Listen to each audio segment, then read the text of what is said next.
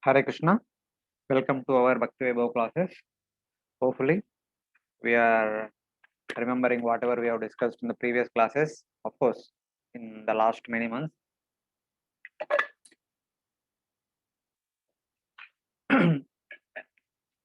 First part exam papers I went through. All of you have written very nicely. I think marks also shared with all of you. So, request some of you to share in the sense whatever you remember from chapter 5 onwards. What is the flow? What exactly we were studying from third canto? Because whatever we are studying now in the third canto will be acting like basis for the future cantos. A third canto is very important uh, section in the entire Bhagavatam, at least as far as my little understanding. If we understand third canto properly, and rest of the Bhagavatam is like building upon that. Third canto is like the basement for the entire or for the rest of the Bhagavatam. So in that sense, first two cantos are kind of introductory to Bhagavatam. Third canto is like setting the stone. So from here onwards, the things will build up. So one after other, all of you can share a little bit from chapter 5 onwards. If possible, it's let it be in sequence. What exactly is happening from fifth chapter onwards?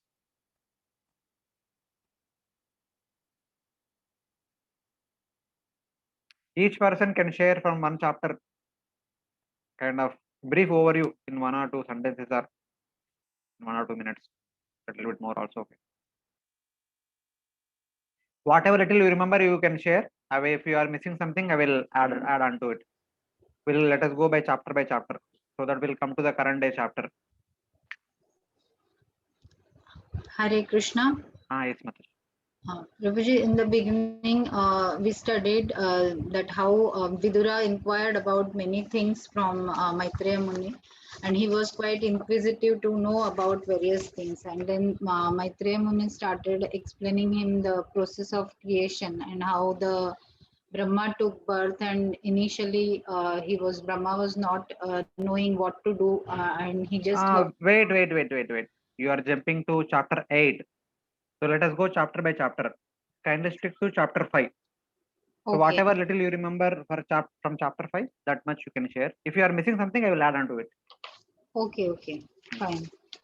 So there Vidura asked about different Purushavtaras and how different things like various questions he asked, and demigods then elements they offered means demigods for different elements they offered prayers to the Lord that they are not able to do anything because they are like they are not able to combine together and do the work whatever is needed. So that point, I think, and Vidura was very much interested to hear the Krishna Katha, basically. Yes. So then Maitreya Muni explained in the process of creation, like जो पहले भी we had studied from Karanodakshaya, Vishnu, all material elements were created, that Pradhan, and then Mahat Tattva, and from there the Ahankara emerged, and then in three gunas how it manifested, and different devatas for the different things were created, and then five tanmatras and their subjects they were created, that part. Okay, no problem. So basically, kindly remember this verse is very important verse for the entire Bhagavatam. This is like one of the important philosophical verse, and this is a common question being asked among the people in general. People always ask why there is so much trouble in my life, why there is so much problem in my life. So see, those people, they are very happy, they are envious people, they are very crooked people, they are very cheaters and all, but still they are very happy, they are wealthy. But I am very honest, I am very noble person. Why there is so much problem, there is so much trouble in my life? Such kind of inquiries, such kind of queries are made by people in general in this world whenever they meet some people who are connected to spirituality or anything like that. Or if they see any sadhu, they'll ask, can you see my hand and tell me when my भाग्य मेरा जीवन में भाग्य कब आएगा, ऐसा भाग्य कब खुलेगा? Such kind of question they ask. So this verse is one of the very interesting or very important philosophical inquiry Vidura is asking, and all of us should know this verse by hearted. It is very important verse. For any situation, we can take this verse as a reference. And answer to this verse will be there in the 8th chapter. That also I will show you. Second verse only, 8th chapter also. So these two verses are very important key conceptual verses. Sukaya karmani karoti loko natai stukam va anya duparamamba vindeta bhuya satayeva dukkam yadatra yuktam bhagavan vadenna. Sukaya karmani karoti loko. So for the purpose of sukha, for the purpose of getting sukha, Hare Krishna, are able to see the shloka? Is it Yes, big enough? Prabhu. Yeah. Yes, Prabhuji. Yes, Prabhuji. Okay, I will make it more. Sukhaya, for the purpose of sukha, happiness or material happiness in direct sense. Karmani, karoti. People perform various activities. Natai sukham. But the result is there is no sukha. Va or anyad. And it is also hinted by Vidura saying that people are trying to get happiness. Simultaneously, they want to mitigate their miseries, previous miseries. They want to get rid of previous miseries and want to get happiness. Sukhaya karmani. So the first result is no sukham. And va anyad. And there is no other thing is also not happening. That is mitigating misery. The old misery is there and no, there is no new sukha. Na uparamamba. So by performing this activity, neither they are mitigating their old misery, nor they are getting new happiness. But any intelligent person, any sensitive person should stop that work, because that work is not acting at all. But na uparamam va. They are not even stopping that work. So what they are doing? Vindeta bhuyas tatayeva dukkam. Vindeta bhuyas. Instead, they are starting one more activity, hoping that okay, this activity may remove my oldest misery and the old misery and the previous misery, current misery, and it may give new happiness, hoping that they are starting new activity. But tatayeva dukkam. Eventually, that new activity also leading to newer misery. Yadatra yuktam bhagavan vadenna. Can you please tell me why things are happening like this in this world? And indirectly, Vidura is also hinting that, can you please also share me the remedy? Please tell me the remedy for this. If you tell the remedy, that will be the proper solution for the entire problematic situation in this world. So this was the question. Of course, Maitreya know about Vidura, and Maitreya said that you know the reason. Why are you asking still? So for which he says that जनस्य कृष्णाद् विमुखस्य दैवाद् अधर्मशीलस्य सुदुःखितस्य अनुग्रहायेन चरन्ति नूनं भूतानि भव्यानि जनार्दनस्य. Whatever little I know is this much. Janasya Krishnad Vimukasya Daivad Adharmashilasya Sudukkhitasya. People have turned their faces away from Krishna. Janasya Krishnad Vimukasya Daivad. They have turned their Janasya Vimukha. They have turned their faces away from Krishna or Daiva. And are they stopping there? No. They have turned their face away from Krishna and Adharmashilasya. They have become the followers of Adharma. Because of which they have become Sudukhitasya. They have become the experiencer of the perpetual misery. But the great souls like you, anugrahayeha charanti nunam. Anugraha iha. Iha means in this world. In this material world, great souls like you are constantly traveling in order to alleviate the miserable condition of such kind of ignorant people. To give them happiness or auspicious in their life. Bhutani bhavyani janardanasya. To give them the auspiciousness, people like you are traveling all over. So this was the inquiry made by Vidura. He even asked that, please speak Krishna Katha. Krishna Katha is only the solution. When the people turn their faces towards Krishna, they will have all auspiciousness.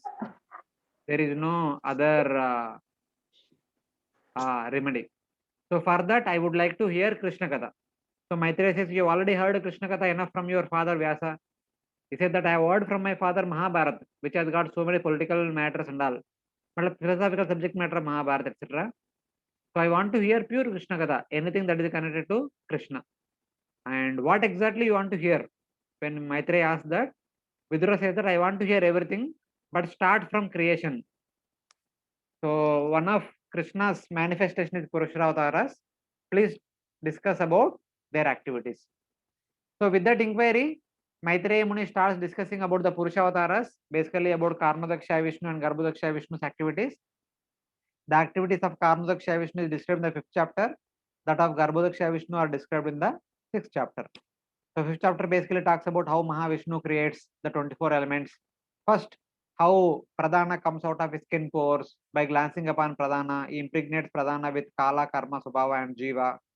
And then from Pradhana there comes Mahatattva, then Ahankara, then mind, intelligence, Prana, senses, the sense devatas, 5 tanmatras, 5 panchabhutas, like the 24 elements are created along with their respect to devatas. So when the devatas were manifested, they don't know what to do because individually they can't do anything. So they were praying to Supreme Lord. My dear Lord, you have created with some purpose. So we don't know what to do exactly. Please empower us with that knowledge, what to do and also how to do, and also give us the ability to do that activity so that we can build a house or we can build a universe for your play. So that is where this chapter ends. So this was the chapter 5, and someone else can share from chapter 6.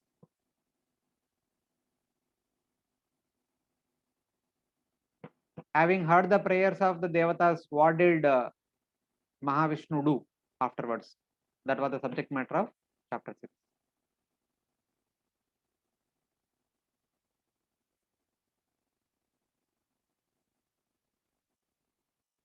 Hare Krishna, someone should start, otherwise I will take names.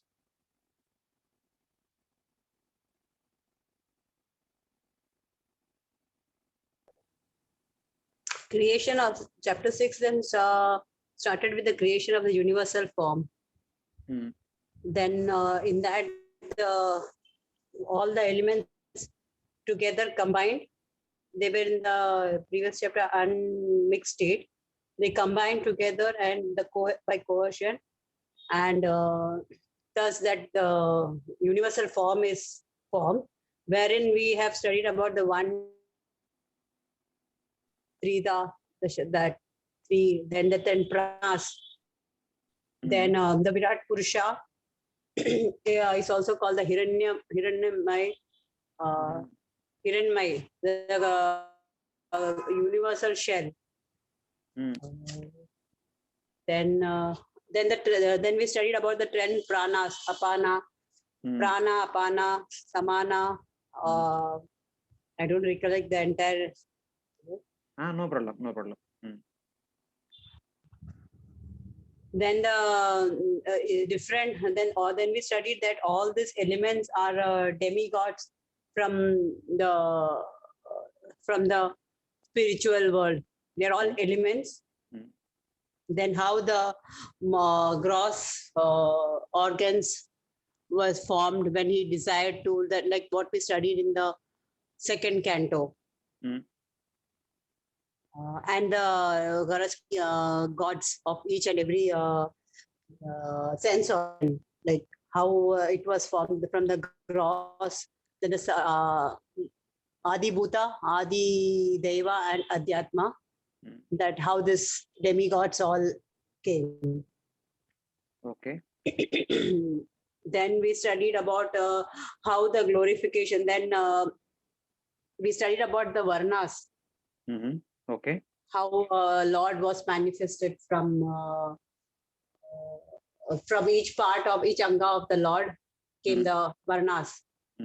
Then afterwards Maitreya Muni glorifies Lord, like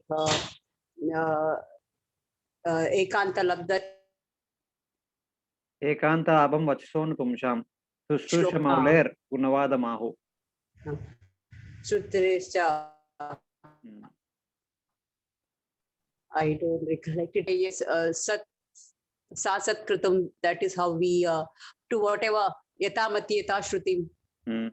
that shloka, and that is what we tell in the temple also, that for my own purification, that shloka. Okay, okay. That's all, Prabhuji, I remember. Thank you for sharing. So basically, when the devatas of all the elements, when they pray to Lord Vishnu, saying that, my dear Lord, we don't know what to do, please give us that knowledge, and also give us the strength to perform the task intended by you, so that we can build the entire universe for your play, for your pastimes. So, having heard the prayers offered by the devatas, Supreme Lord Vishnu, Mahavishnu, he enters into all the 24 elements as cohesive energy, Bibrush Shakti. Shloka talks it as Bibrush Shakti. So, with that energy, he combines all the 24 elements together. So, from that combination, there appears unlimited Brahmandas. The Brahmanda is nothing but a golden shell, like a normal tennis ball. So, light, simple ball, there is only outer covering layer consisting of 24 elements. Inside completely it is empty. So, like that, there forms unlimited Brahmandas. And all those Brahmandas, which are also called as Hiranyandas, because they were all shining like golden shells, they were all floating on Karana ocean for 10,000 celestial years. So then Mahavishnu understood that, okay, creation has to start. If they are floating lifelessly there, what is the use of creating them? So then Mahavishnu expands himself as equal number of Garbhodakshaya Vishnus. And one Garbhodakshaya Vishnu enters into one Brahmanda. Having entered there, he manifests universal form. So that is the subject matter of this chapter. So it is mentioned that Savai Vishwa Srujam Garbo Deva Karmatma Shaktiman Vibha Bhajatmanatmanam Ekada Dashada Trida. Having entered into each Brahmanda as Garbhodakshaya Vishnu, there he manifested universal form consisting three energies. What are the three? Deva Shakti, Shakti is here, Deva Shakti, Karma Shakti, and Atma Shakti. So, what are they? One Deva Shakti, 10 Karma Shaktis, and 3 Atma Shaktis.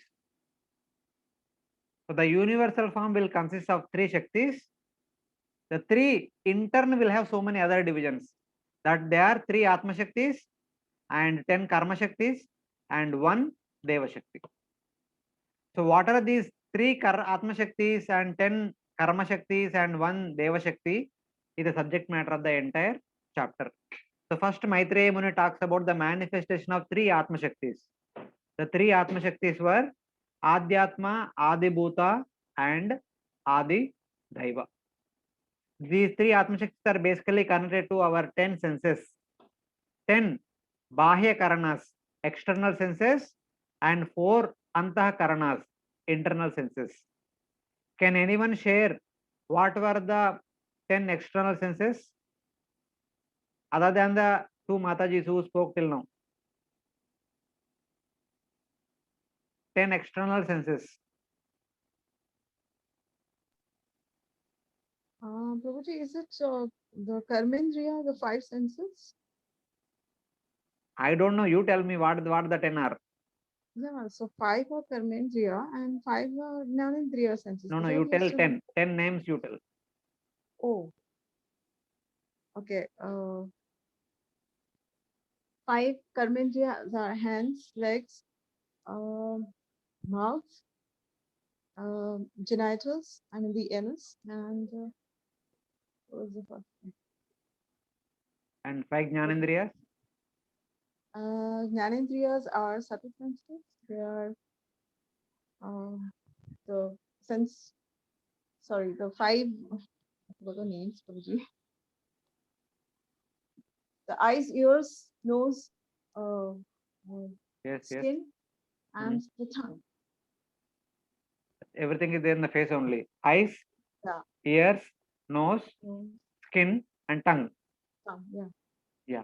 And 4 These are the antakarnas, things- Sorry. 4 antakarnas, 4 internal senses. Okay. The intelligence. No. Man, buddhi, ahankara, chetana. Oh, that's what I'm saying. Man, buddhi, ahankara. That's what I'm saying. Intelligence, mind, ego, and chitta, the consciousness. Yeah, these 4 are internal senses.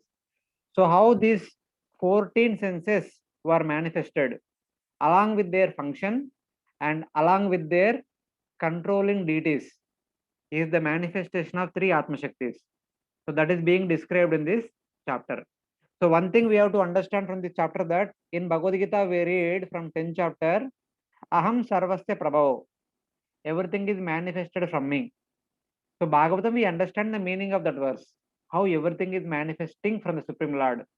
Not only the things of this world, even the function of each and every individual thing is also manifested from Supreme Lord. So this chapter will give us clear understanding about each and every limb, each and every essential limb in our body, and with their respective function and with their respective controller, everything is manifested from the Supreme Lord. That is explained in this chapter.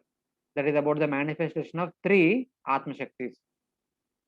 Adi Bhuta is the external sense organ which is made up of Pancha Mahabhutas, earth, water, fire, air, ether. For example, our nostril is there. The fleshy nose, that is Adi Bhuta, the fleshy part of the nose, nostril, that is Adi Bhuta.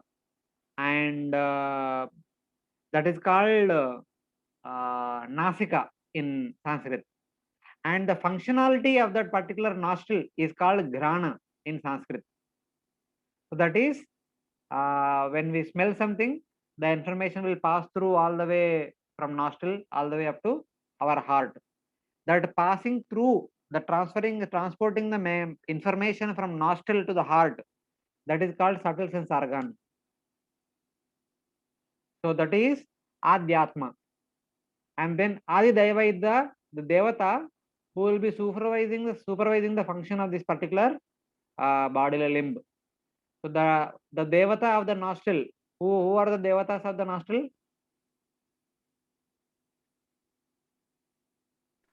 Ashwini Kumar. Ashwini Kumara. Perfect. Thank you, Prabhu. So like that, all the 14 senses will have the 14 Devatas. Can someone else share the names of the 14 Devatas? For each sense, who are the Devatas? Surya for eyes. Yes. Quick. And eyes, sorry, ears, the devatas. Okay. And mouth, Varna. Three. Indra for hands. 4. Then Brahma for intelligence. 5. Upendra for legs. 6. Skin, Vayu, Anila. 7. 7. Mitra for genitals. No.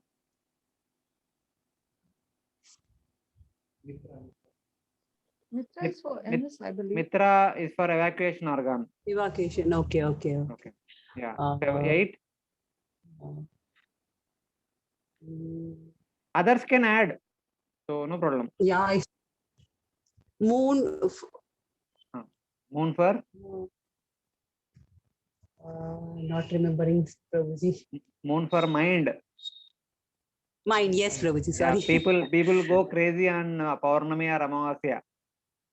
They are kind of connected to moon. That's why they are called a lunatic. इनका lunatic हो गया करके बोलते हैं. Yeah. Achha. 9. And Ahankara, Rudra. Okay. 10. Chitta, Vishnu. Okay. 11. Uh, Now it is difficult to remember which one you missed. yes, Prabhuji. Because I have the Subodhini in front of me. So now she has just missed Prajapati for genital. yes. Yes.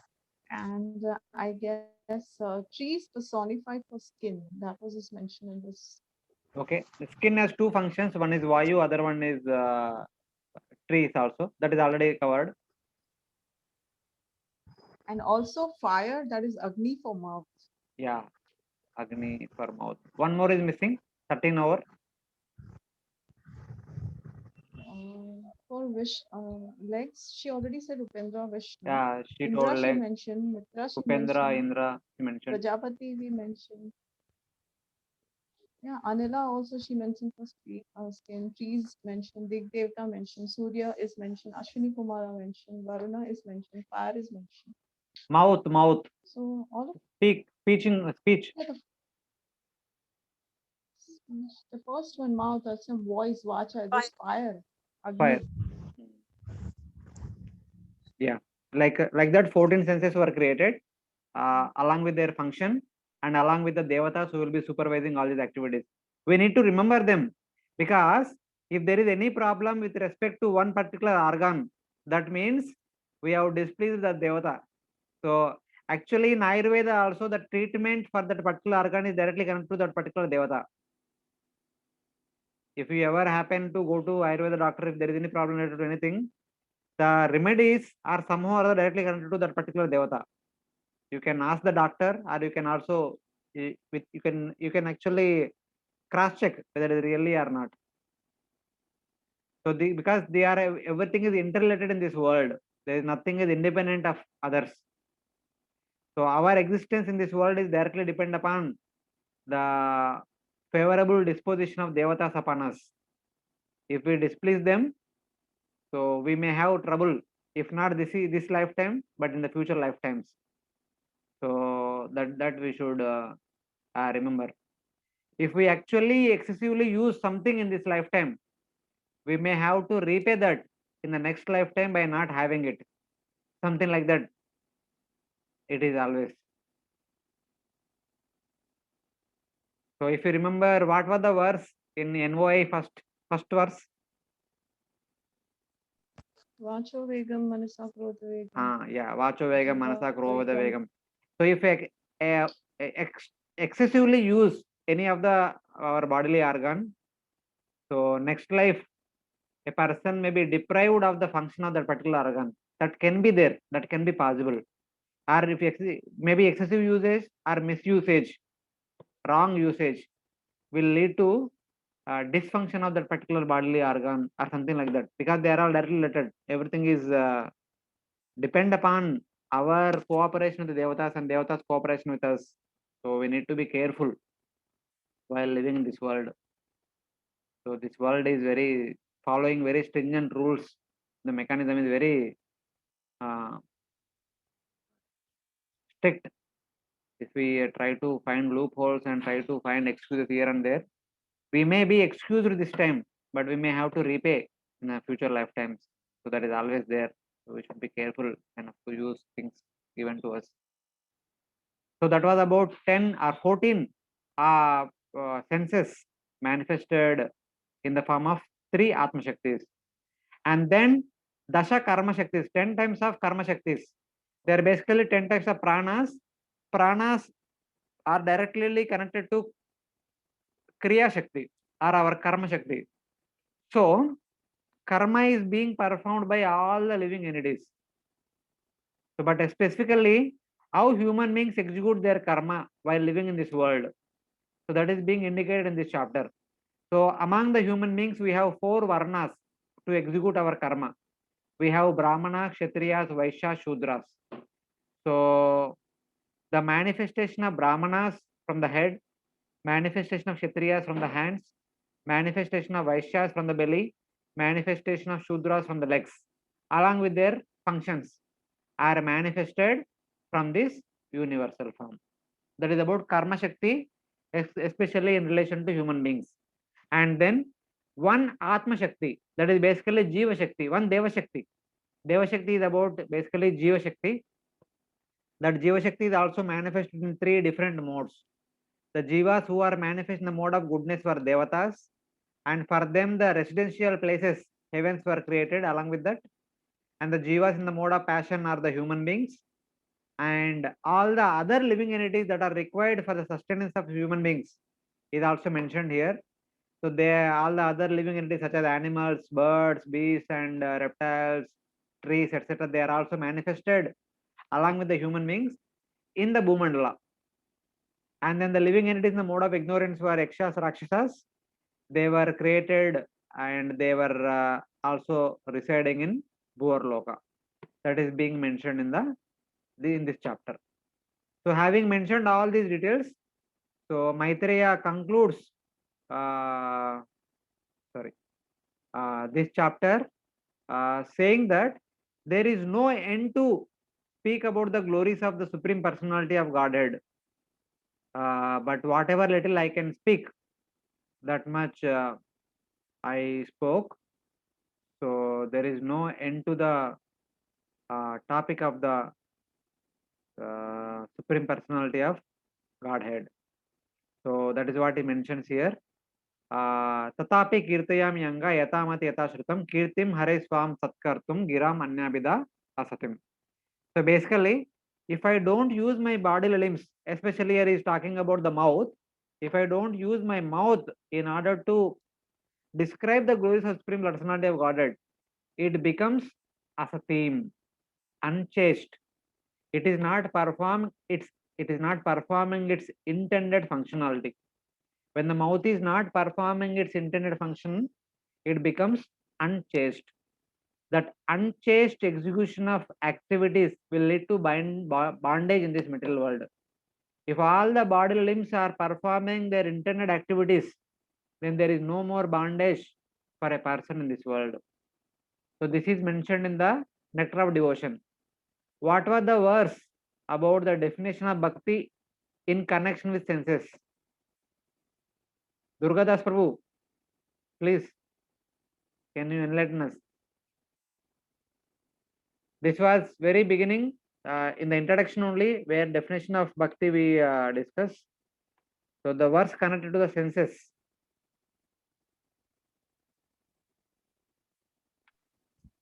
याद नहीं आ रहे रोज ये याद नहीं आ रहे. At least that one phrase, if you remember, that is fine. Rishikena Rishikesha Sevanam Bhakti Ruttama. What was the verse? Sarvopadi Vinirmuktam Tat Paratver Nirmalam Rishikena Rishikesha Sevanam Bhakti Ruttama. The purpose of creating all the senses is to engage them in the service of Supreme Lord. That is Uttama Bhakti. If we don't engage our 14 senses in the service of the Supreme Lord, then what happens?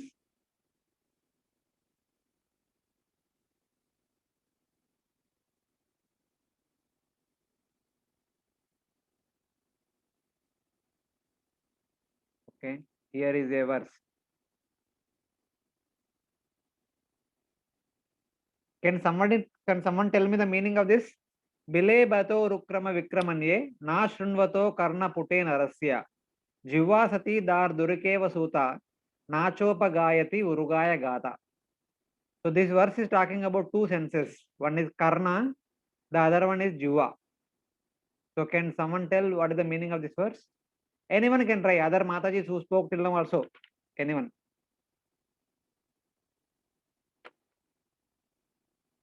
Quickly. Otherwise I will take names.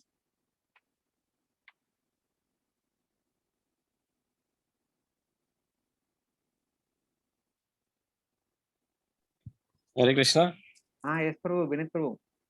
The tongue is compared to the speaking is compared to the croaking of the frog if it is not engaged in the service of the Lord, and the ears are compared to snake holes if they are not engaged in hearing about Krishna. Okay. What about this? Bhara parampatta kirita justam api uttamangam naname mukunda. The turban is considered to be like a burden if it is not engaged in going before the Lord. Turban has to bow to the Lord? The head has to go before the Lord. Okay. Thank you. Then next. Savau karau no karotu sarpyam saparyam harer lasat kanchana kanchanokva. The hands, if they are not engaged in the service of the Lord, they are simply decorations. Hands are decoration? The, what do you call the bangles? Something like that are decorations. No. The ants look beautiful if they are decorated, but if the hands does not engage in the service of Supreme Lord, their decorations are simply decoration of the dead body. Shavau, karau, na, kurute saparyam. Saparya means whatever saparya is required in the service of deity worship and all, etc. If the hands are not used in the deity worship, deity seva, or temple seva, or devotee seva, whatever decorations hands have, they are nothing but shavau karau, decorations of the dead body. Shava. Shava means shava. So in that way. So then Baraha itete nayana naranam lingani Vishnur na nirikshatoye Pado nrunam tav drumajanma bhajav kshetrani nanu vrajato hareryav. The eyes are considered to be like Wait. Give option, give opportunity for others also. Someone else.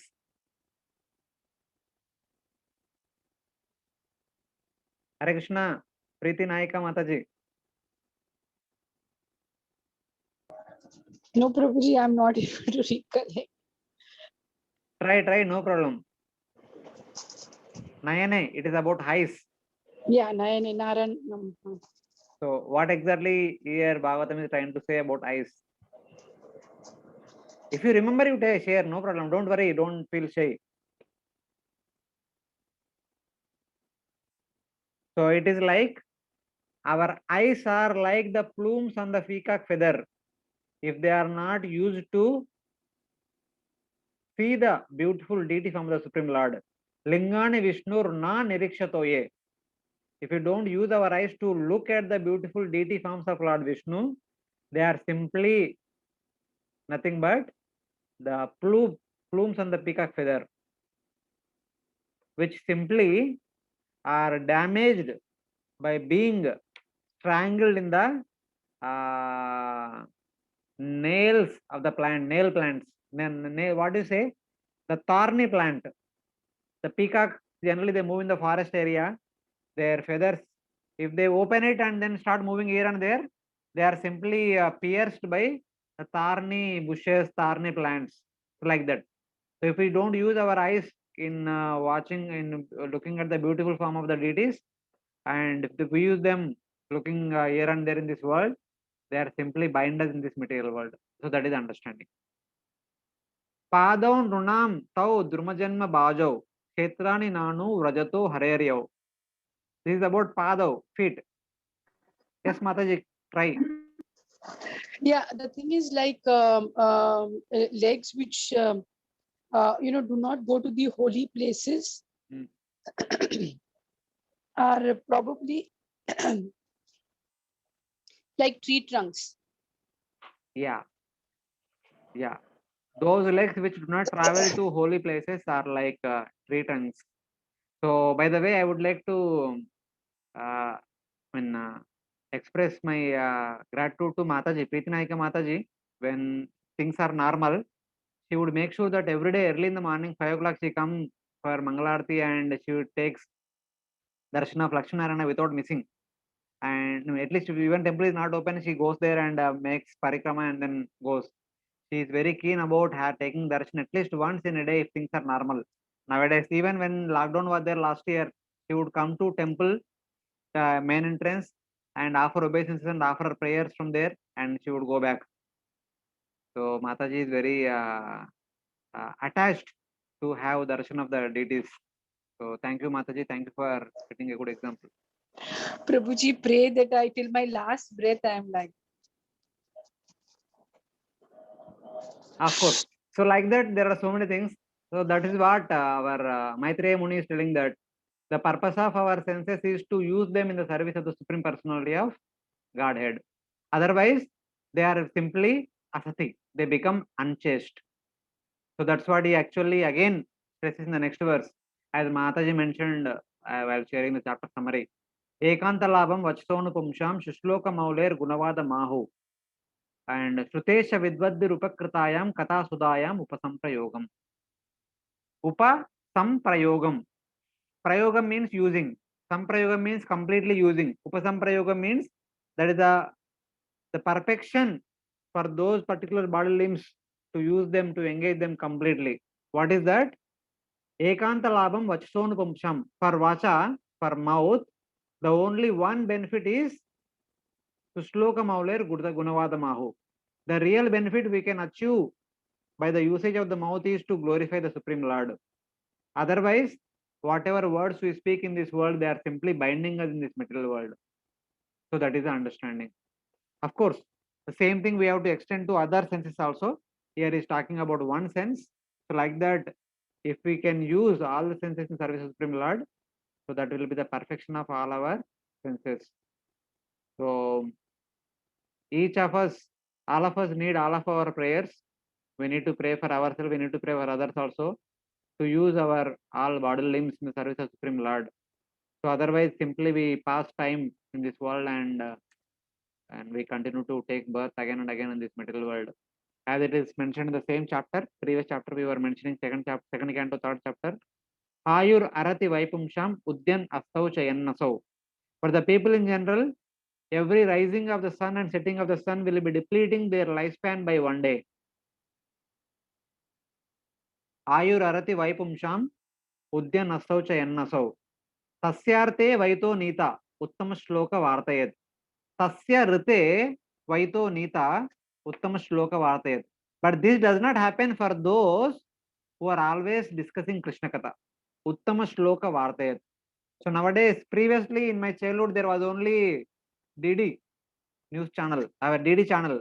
Every day we used to have, of course, all of you are related to me. All of you know much better than me. Every day 7 p.m. we used to get news. 7 to 15 minutes we used to get news in our vernacular languages, local language. And people would assemble there and watch news every day in the evening. Only 15 minutes is enough to understand the news. And the radio, they have morning 7 a.m. and afternoon 12:30 p.m. and evening again. In the radio also, they would give news 5 minutes, something like that. Only the 3-4 times news used to be there. But nowadays we have so many news channels and etc. So many newspapers and all. But whatever it is, there are so much other mundane katha is going on in them. But the perfection is to speak Krishna Katha and hear Krishna Katha. That will perfect our functionality of our bodily limbs. Otherwise, simply we are using our body limbs for no purpose in this world. So there is one verse I would like to show you from seventh canto. So can somebody make out the meaning of this verse? Of course, this verse is very simple. I will explain, but if somebody can make out the meaning, it will be nice. Sukam Aindriyakam Daitya Deha Yogena Dehinam Sarvatra Labhyate Daivad Yatha Dukkam Ayatnata. Can someone try what is the meaning of this verse? Those who have not spoken till now. Satish Prabhu or Vijayalakshmi Mataji or Nayar Prabhu. Anyone can try. What could be the meaning of this verse? Sukam Aindriyakam Daitya Deha Yogena Dehinam Sarvatra Labhyate Daivad Yatha Dukkam Ayatnata.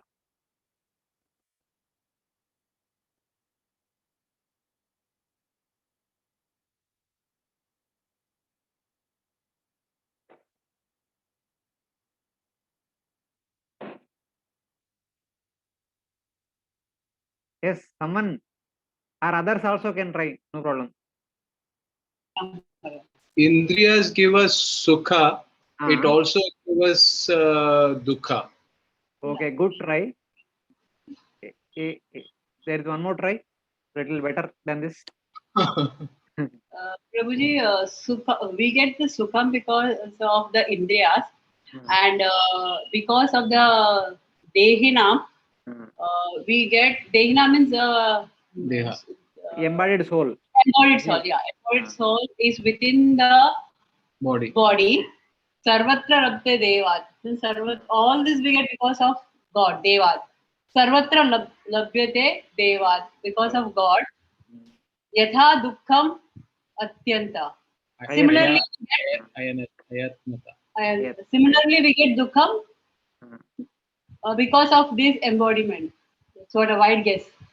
Okay, good try. Little bit better than the previous one. Anyone else? Third try.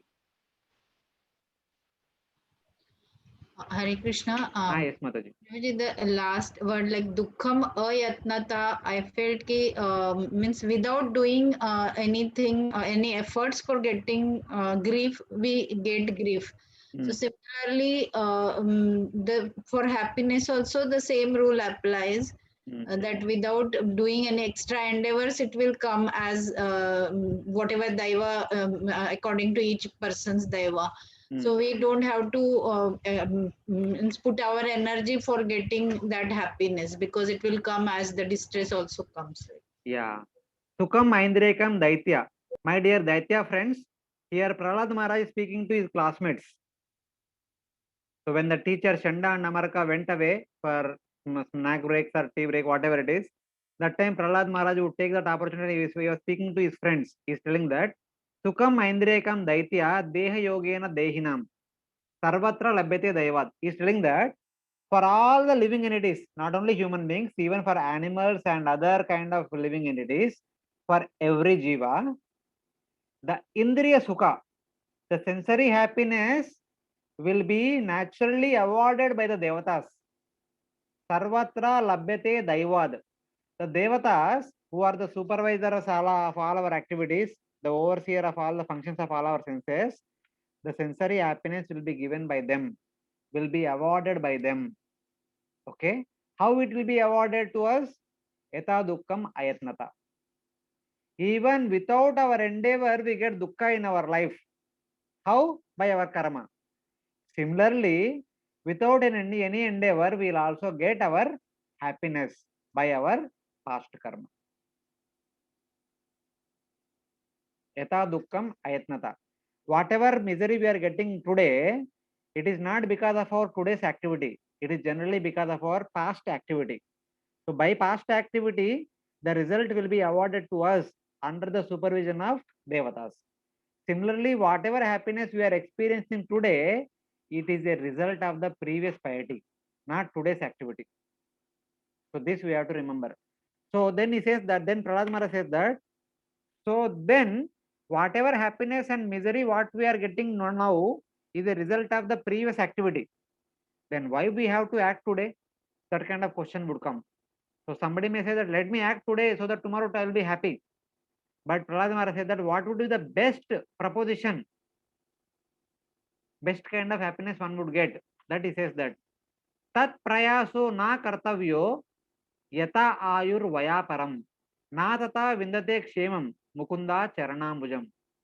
So one may think that okay, for material pleasure I may work hard today. So Prahlad Maharaj said that by working hard today you will not get any material pleasure tomorrow or day after tomorrow. It is not possible. Whatever is ordained by the Devata, that much only will get in this lifespan.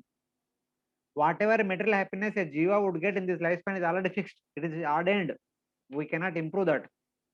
So whatever activities we perform, that results will come future only. So like that, therefore, tat prayaso na kartavyo. Therefore, kindly do not work hard, do not endeavor for material pleasure now. Yata ayu vayaparam. Because that endeavor, whatever you go through today for material pleasure, it will only deplete the most important wealth in your lifespan, in your life, in your lifespan. Yata ayu vyaya param. So the most important thing for a human being or for any living entity is their lifespan, ayu. And if we endeavor work, if we work hard for material pleasure, our lifespan will be simply depleting. Ayu vyaya. Instead, of course, by working hard, one may get material pleasure, if not in this lifespan, in the future lifespans. But na tata vindate kshemam mukunda charanambujam. But if we use our body and senses in service of Lord Mukunda, in the service of the lotus feet of Lord Mukunda, whatever results we would get in the future are incomparable to the material pleasure one may get in the future for today's hard work. So this is the proposition which Prahlad Maharaj gives to his Daitya friends. Tato yateta kushala क्षेमाय भवमाश्रिता शरीरं पौरुषं यावन् ना विपद्येत पुष्कलम्. Shariram Paurusham Yavan. As long as the body is very strong and stout and healthy. So kindly use that body for the service of Lord Mukunda. Because that service will award unlimited pleasure. Instead, the material activity will award only limited material pleasure. So this is the proposition, or this is the teaching which is given by Prahlad Maharaj. And by the way, Prahlad Maharaj is one of the 12 Mahajanas. And we understand what we are supposed to do and what we are not supposed to do only from Mahajanas. Mahajano yena gatasya panta. We are supposed to follow in the footsteps of Mahajanas. So that is the instruction of Prahlad Maharaj. So I just thought, because both are kind of related, so thought of sharing about it. Okay, I think we have spent much time. So can somebody share on 7th chapter? We'll go quickly, the remaining chapters. 7th chapter. Prabhuji, I'll read from the Subodhini. No, you quickly tell couple of points. Don't read. You Okay, recall from your mind. Inquiries about Vidura inquired about how the Lord is spiritual and transcendental. How can he be connected with the material creation? Why does the jiva suffer even though the Lord is present? And Maitreya Muni answers that the jiva is suffering because of his identification with the body. Then he praises Maitreya Muni that I have to take shelter of a guru. He accepts Maitreya as his guru. And then Vidura further inquires about the Lord's creation, how the Lord created the different planetary systems, the descendants of the Manus, and Guna Avtaras of the Lord, Varnashashram, Purusharthas. And he again stretches the importance of accepting a guru. Okay, fine. Yeah, you have mentioned about the acceptance of guru, importance of accepting a guru. So we'll just go through one verse. Then, yeah, here you see. Sarve Vedescha Yajnascha Tapota Danan Chanaga Jivabaya Pradhanasya Na Kurviran Kalamapi. Even though a person may perform all these activities or any one of these activities mentioned these words for the entire life. Sarve Vedascha, reading all the Vedas, Yajnasya, performing all the variety of Yajnas, Tapa, performing austerity, Dhanani, giving charities, Archa, and other things which are mentioned in the Vedas, Vedic literature, the past activities. But in the subject matter of giving fearlessness or giving liberation to the jiva, they do not come to 1/16th of the mercy shown by a guru. Na kuruviran kalamape. It is only a great personality like you can award fearlessness to living entities in this material world. Even though if they on their own perform Vedic study, yajna, tapa, dana, and other things for the entire life, all of them or any one of them, they do not get fearlessness. They may get piety, they may go to Swarga, they may attain heavenly enjoyment, etc. But they will not attain fearlessness. That can only be obtained by taking shelter of a guru like you.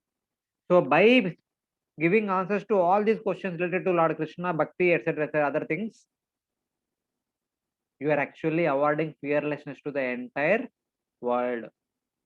So that was the by this verse is actually inspiring Maitreya to speak more and more Krishna Katha. So someone else can share about 8th chapter.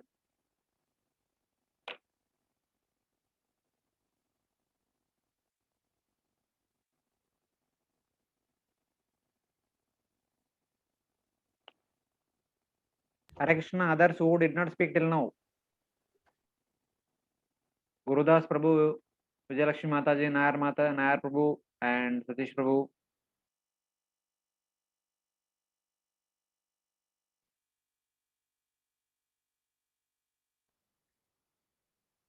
Anyone can try.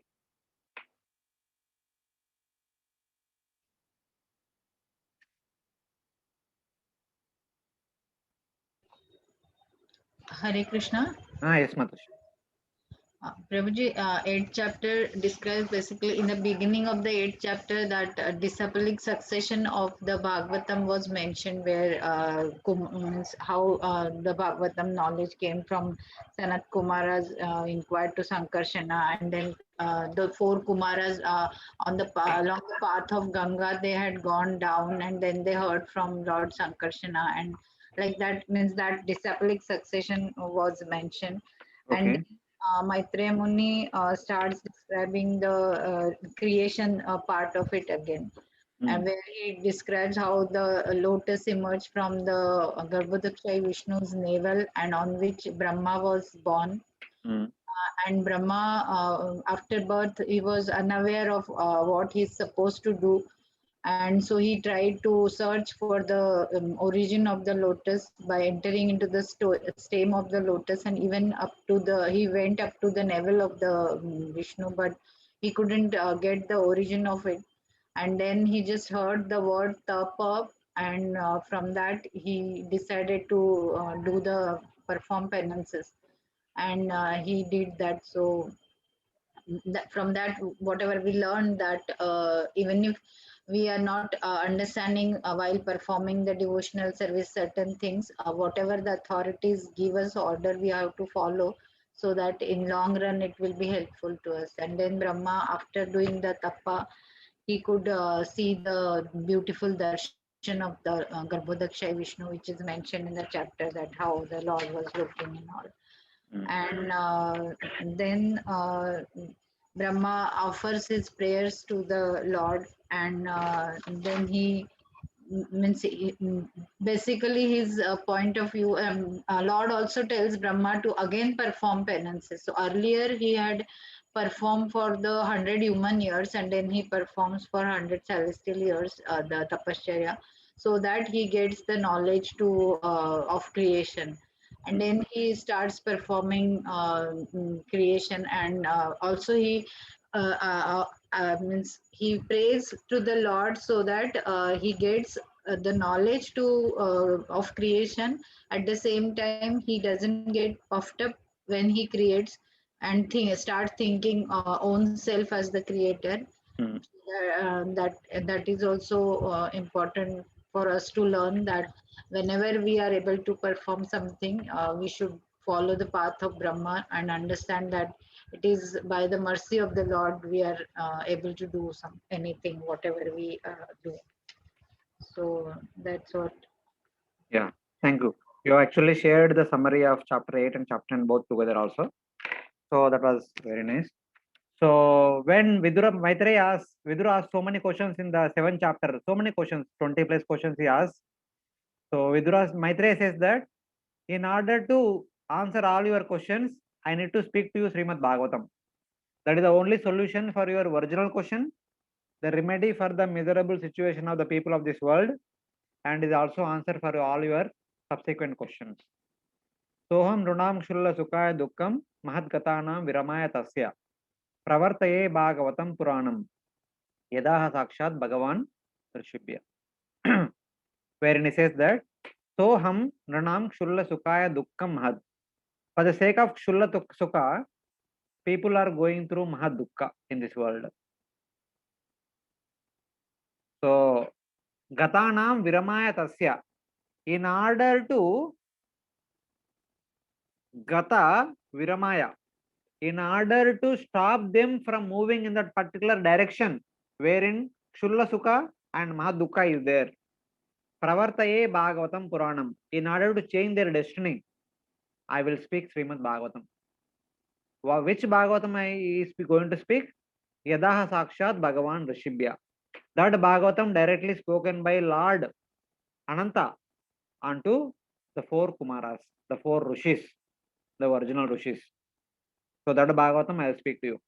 So how that Bhagavatam came to you, that disciplic succession is being mentioned there. The four Kumaras are heard from Lord Ananta, Lord Sankarsana. The Kumara spoke to Sankhya Muni, Sankhya Muni spoke to Brahaspati, and Sankhya Muni spoke to Brahaspati and Parashara. Parashara spoke to Maitreya. Maitreya speaking now to Vidura. That was about it. So then he continues what exactly happened after the creation of universal form. Then Garbhodakshaya Vishnu wanted to create further. So then from his navel there appears a lotus flower. And Garbhodakshaya Vishnu expands himself as Kshirodakshaya Vishnu, enters into that lotus as its Paramatma. Then Lord Brahma appears on top of it. Then Lord Brahma wanted to understand who is this source, who is the source of this lotus. He tried. He entered into the lotus stem and could not find the source of it. Then he performs tapasya. Then he had the beautiful darshan of Garbhodakshaya Vishnu. Then he offers wonderful prayers unto Garbhodakshaya Vishnu. Then he asks for empowerment. Garbhodakshaya Vishnu empowers him by telling that perform tapasya more. And he again performs more tapasya, by which he was empowered. And with that empowerment, he is going to create many things. So what he was created in many divisions is mentioned in the 10th chapter. Now somebody else other than Madhavi Gopi Mataji can share summary from chapter 10.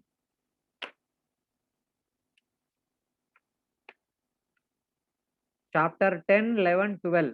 All the three chapters can be summarized together. Anyone else?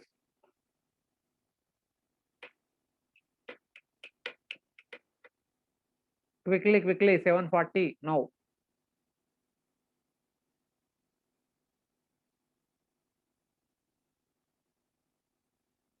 If all of you share quickly, if we come to chapter 20, then we will close our class today. Otherwise, our class will continue till the time we reach chapter 20.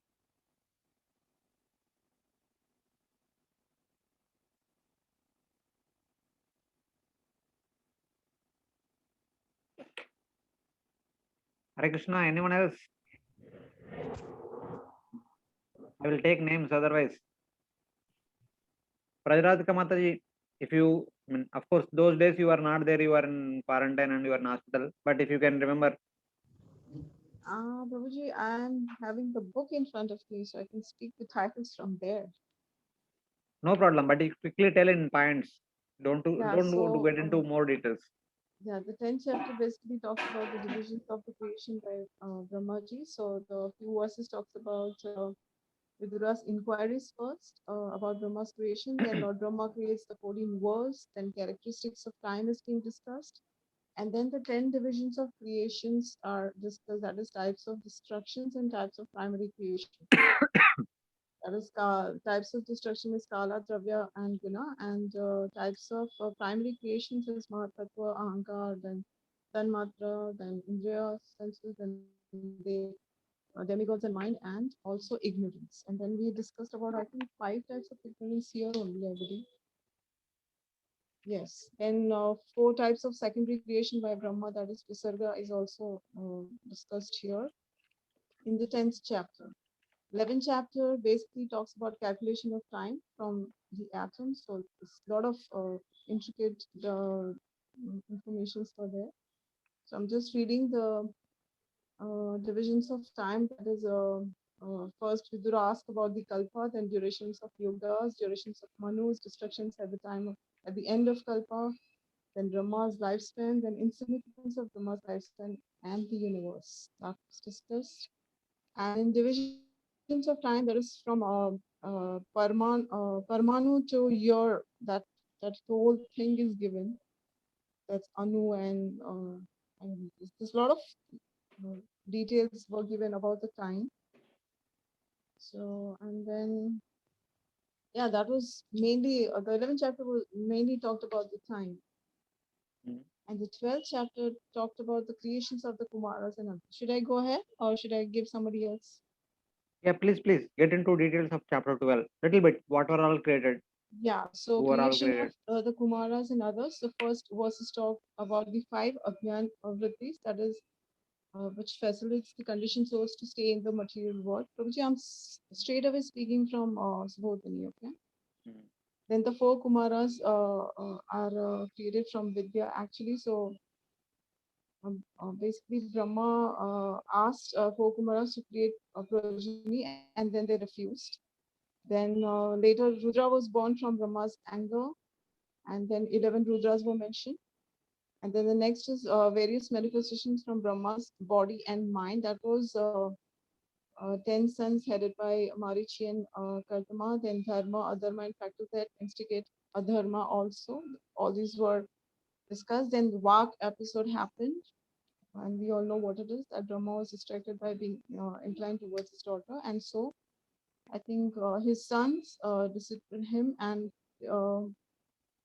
they prayed to Supreme Lord, and then Brahma was ashamed and he gave up the mentality. Actually, here it was mentioned also by you that he gave up the body, right? That is 20th chapter. Okay. And then the further creation, that is the Vedas, Vedas, so on and so forth. So legs of dharmas, ashrams, arts, Vedic meters and alphabets. And then 50 to 57 verses talks about Swayambhu Manu and Satyavika. That is Manu and his wife, how they continued the creation. That will come in, probably in the next session. Okay. Stop there. So, as we have heard from Madhavi Gopi Mataji about 8th chapter, 9th chapter, where Brahmaji having had the darshan of Garbhodaksha Vishnu, having offered prayers unto Garbhodaksha Vishnu, having heard from Garbhodaksha Vishnu about performing more tapasya, he performed more tapasya.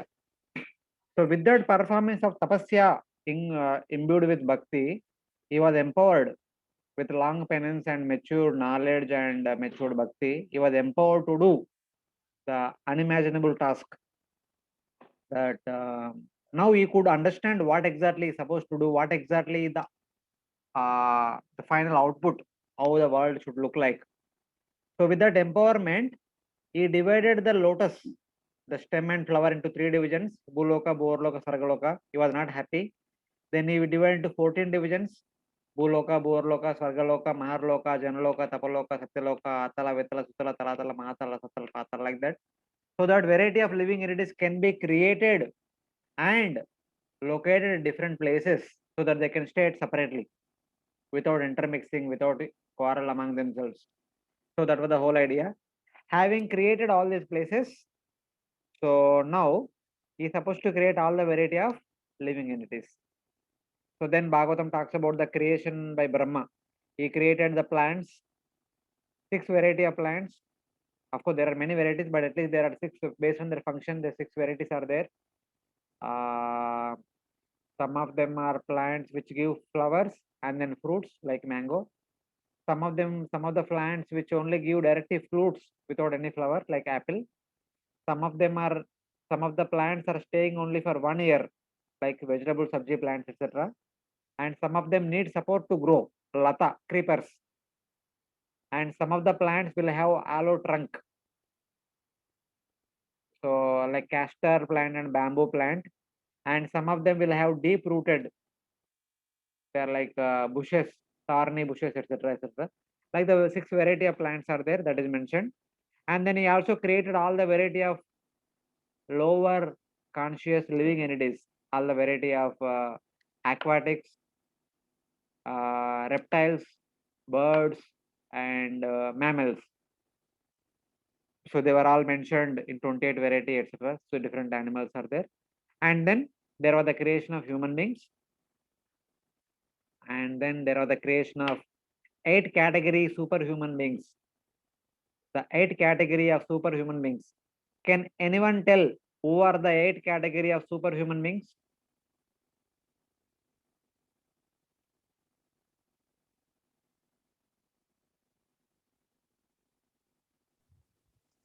Hare Krishna, can I try? Yeah, please, Mataji. Gandharvas. Okay, Yes. 1. Rakshasas. Okay, 2.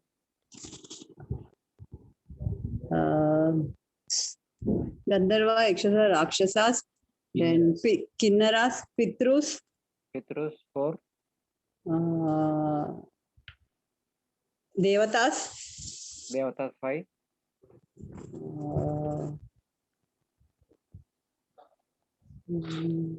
Two more. Also, Yaksha. Yakshas and human beings. Yakshas and Rakshasas are one group only. Yeah, okay. Siddhas. Siddhas, okay. 6. Which I didn't get the last one. Who said what? Siddhas and Charanas. Siddhas. Acha. Gandharva actions. No, Prabhuji, not remembering now. No. Okay, I will tell. Please, some of you can count. The first one is the main devatas, like 12 Adityas, 11 Rudras, 8 Vasus, 2 Ashwinis, and 49 Marus, etc. All the devatas. The second one is Asuras, the Daityas and Danavas. The third one is Yakshas and Rakshasas. The fourth one is Gandharvas and Apsaras. The fifth one is with Siddhas, Charanas, Vidyadharas. The sixth one is Sadhyas and Pitrus. The seventh one is Kinnaras and Kimpurushas. The eighth one, the most important and the most fearful and the most confusing beings, Bhuta, Preta, Pishashas. So people are always doubtful whether they are there really or not, something like that. But they are there from the time of Brahma, Brahma's creation. So they are as old as Lord Brahma. So they were there, they are there now, they will be there in the future also, whether somebody believes in them or not. So it is like that. So like this, all these different variety of beings are created. And then the other part of the Supreme Lord, other energy of the Supreme Lord is time. So how time is being mentioned and being measured, how time oversees our activities in order to help us understand that the different divisions of time are being mentioned in the 11th chapter. Starting from Paramanu time all the way up to Paramahanu time. The Paramanu time is the time required for the sun to pass, for the sunlight to pass through a Paramanu. So that is called one Paramanu time.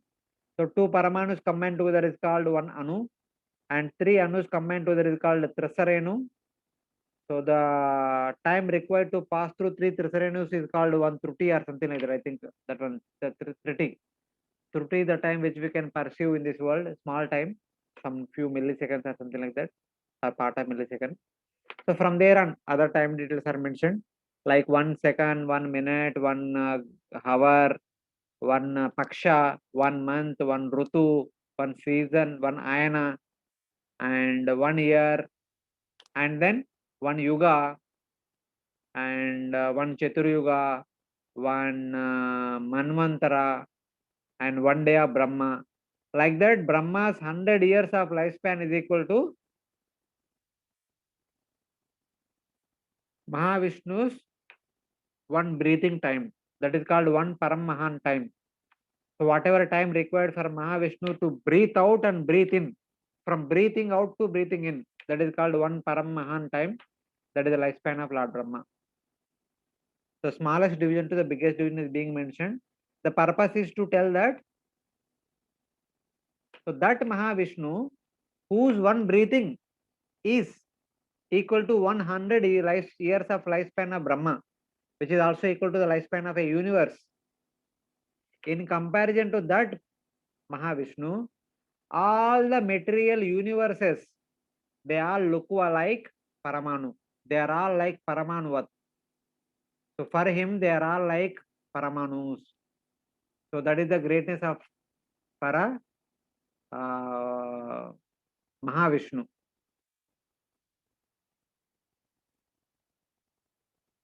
So Pravishta Paramanuvat Lakshate Antargataschanne Kotishu Andarashaya. Like that, there are crores of Brahmandas which are situated like Paramanus in the skin pores of Mahavishnu. So we need to understand the greatness of Mahavishnu by studying these chapters. Thus, from chapter 5 to chapter 11, it specifically talks about the primary creation, Sarga, by Mahavishnu and Garbhodaksha Vishnu. And then from chapter 12, of course, some part of chapter 10 and chapter 12 and chapter 20 talks about Visarga, the secondary creation by Lord Brahma. Having mentioned about the 4 types of creation by Brahma, the plants, animals, human beings, and superhuman beings. Now, here it goes into other important beings in this universe. So, for the living entities to perform their material activities in the material world, they need to forget about their original identity. So, for that purpose, Lord Brahma first created 5 kinds of Ajnana Vrittis: Avidya, Asmita, Raga, Dvesha, Abhinivesha. Avidya is forgetfulness of our original identity. Asmita is getting our new identity. In whichever body we are staying, that time we get that particular identity. If we are in human body, we get human identity. Animal body, animal identity. Tree body, tree identity, like that. That is Asmita. And Raga. And we make friends with similar kind of living entities. And Dvesha.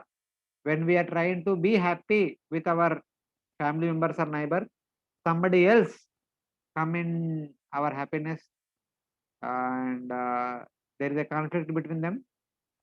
And then Abhinivesha. In back of the mind, we know that our enjoyment will be stopped at our death. Our death is final full stop for all our material enjoyment. So every jiva try to enjoy as much as possible before death comes. That is the concept of Abhinivesha. So having created these 5 functions which bind jiva in this material world, they are the 5 functions of Avidya Shakti. Then Brahma creates the 6 functions of Vidya Shakti. So out of 6, the 4 were created in the form of 4 Kumaras. The 4 Kumaras were created to preach the 4 Angas of Vidya: Jnana, Ashtanga Yoga, Tapasya, and Vairagya.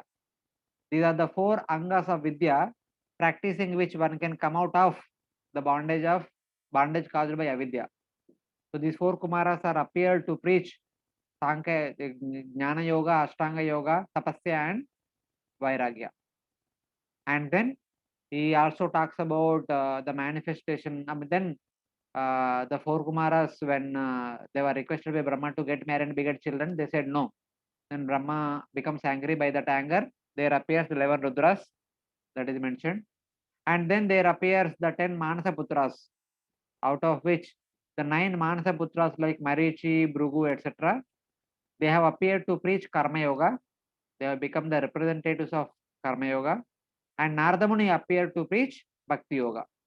So like that, the 6 Angas of Vidya have been manifested: Bhakti Yoga, Karma Yoga, Jnana Yoga, Ashtanga Yoga, Tapasya, and Vairagya. These are the 6 Angas of Vidya, practicing which one person may get rid of the bondage caused by 5 Angas of Avidya. Avidya, Asmita, Raga, Dvesha, Abhinivesha.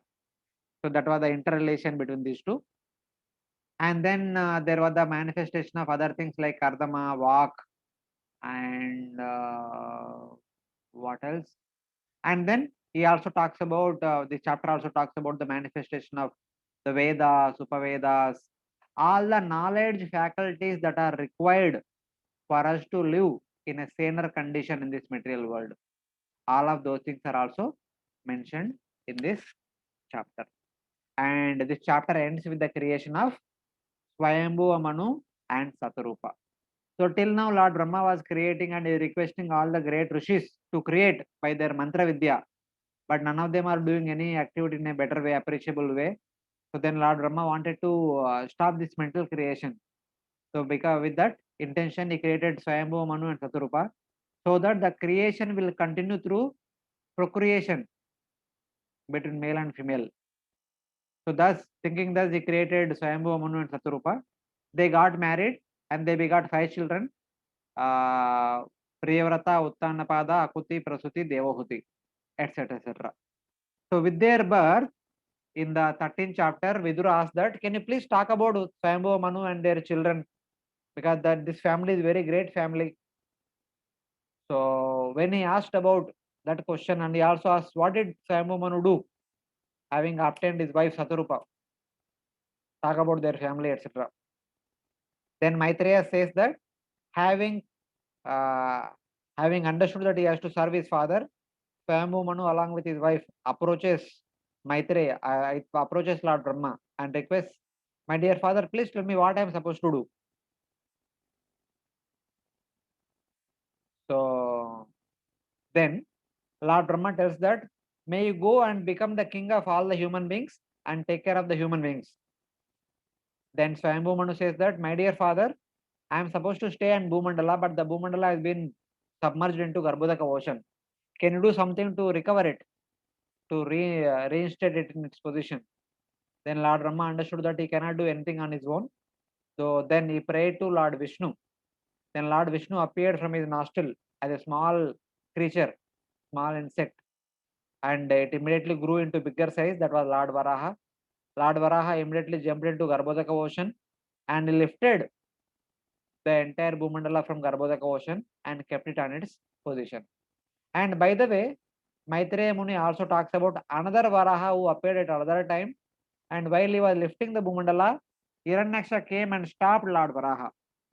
And that time Lord Varaha fought with Hiranyaksha, killed him, and then reinstalled Bhumandala in its position. So by hearing this, Vidura asked a question. Can you please tell me why Hiranyaksha came and stopped Varaha, and how Lord Varaha fought with Hiranyaksha and killed him, etc. etc.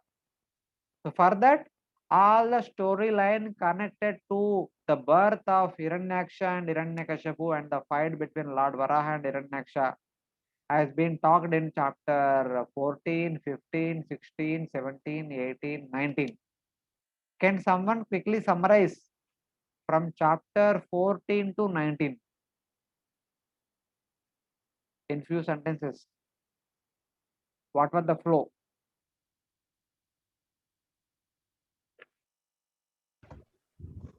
Prabhuji, yeah.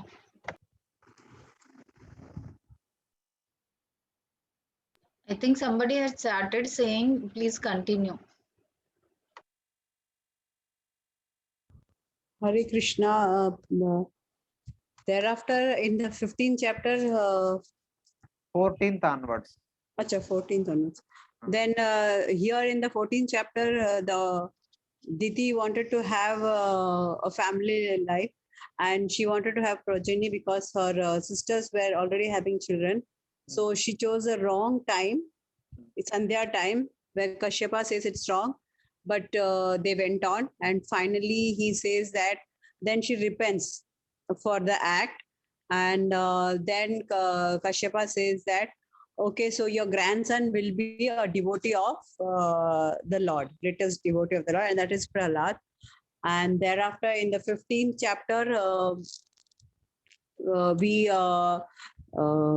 we hear about the Lord's abode. There's a description about the abode of the Lord. Why? What was the Because reason for the description of Lord's abode? Because Jay and Vijay, that there he starts from the what you call Vaikunta Darshana, because that four Kumaras happen to go there. That is the reason why this. What is the connection from the previous chapter to this chapter? You are just missing one small point. So, as a result of that procreatory act, Jaya and Vijaya have entered into the womb of. Yes, Prabhuji. Diti. Because correct. She knew that these two people are going to torment the entire world. She did not deliver them for 100 years. Yes. So because of which the entire universe becomes dark. Correct. Okay. Then what? Then then thereafter, Diti did not want to deliver these children. So all the devatas were worried. What is the reason for this? Kind of. Then Brahma then says that I will tell the story of the two doorkeepers who were born as and why they were born as Diti's children. Then the story starts of that his Brahma's four sons had gone to Vaikunta, and then that's how the description of the Vaikunta Lokas, because there people are not at all envious. How the trees, how Tulsi is given importance over the other fragrant flowers, and how the devotees, how the ladies, all the descriptions are given, and then then after the story line starts, how the Kumaras were caused. Because that is a place where there is no envy at all, like how the plans, all this described. And then here when the four Kumaras entered, when they were crossing the 7th gate, they were stopped by the two doorkeepers who were looking exactly like Vishnu, and they stopped. So the Kumaras felt that how can they stop? You know, when Vaikuntha is without any anxiety Kunta. So then this four Kumaras spells the curse that you will because you are having this what you call like envy, or rather you started doubting, so you may go to the Loka, where it is full of this. And then in that it is said that this then Lord comes and says that I cannot tolerate any disrespect to the Brahmanas, and the Brahmanas are glorified. And then he says that this was supposed to, there's a story in between story that this had to happen because once they had not allowed Lakshmi ji to enter, they should have understood who has to be given permission and who not, because Lord had asked them not to allow anyone inside. They had stopped Lakshmi Devi also. So that is one of the reason why this curse had to take place. Then Lord speaks about how we respect Brahmanas, and in that he is giving a message to us that you should always respect the Brahmanas, though they are dear, because the Lord is Gro Brahmana Hitaya Cha. Then after that, they were after that this curse, they were cursed, and then again they were. Then thereafter, all the other devatas there, they immediately they was supposed to go, but the devatas, the other devatas were feeling sorry for this. But Lord says that though you are going down, you will always remember me, but in an angry mood. Then the 16th chapter says about how that is what this I told in a nutshell, like completely. Then 18th chapter 17. I don't 17 I don't remember, Prabhuji. I think it is about the fight. No. Someone else can try. 17th, 18th, 19th.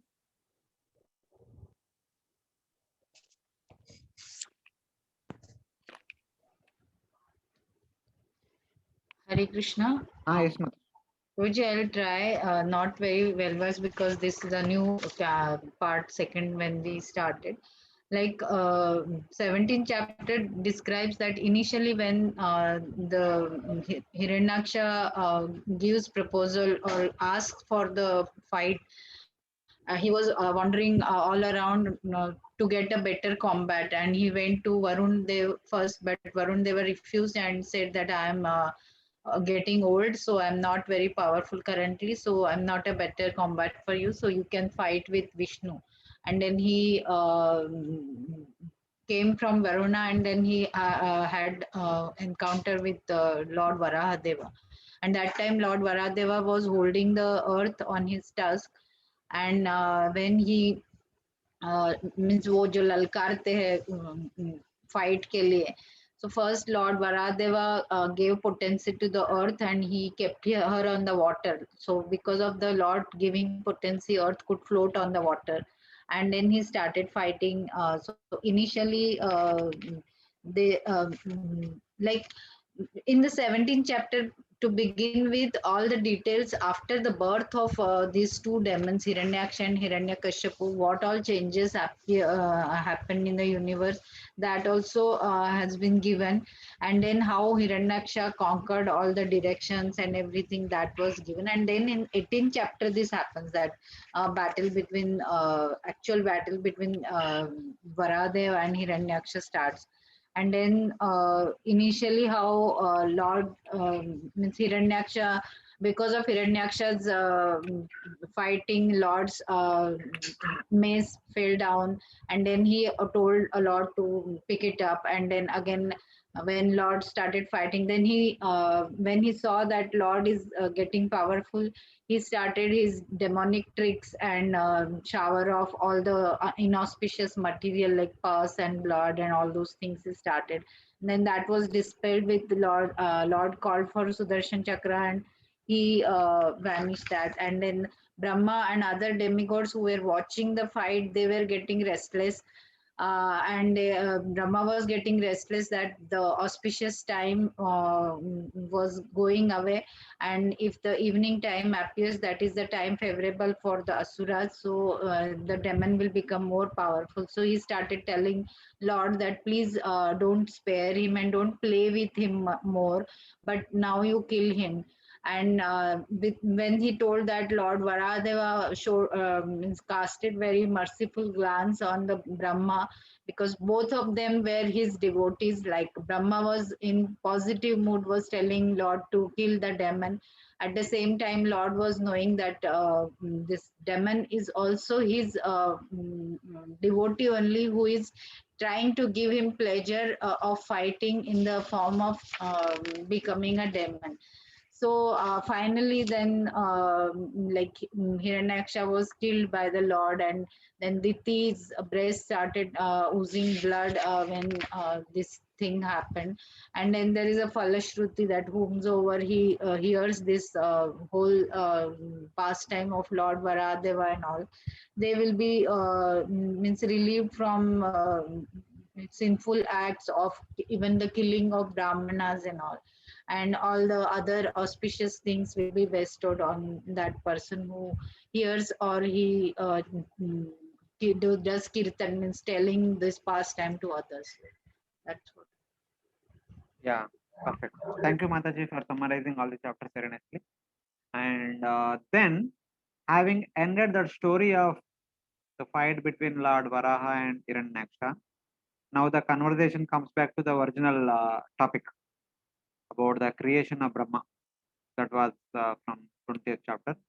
Can someone quickly share, someone else other than these two Matajis, share the summary of chapter 20?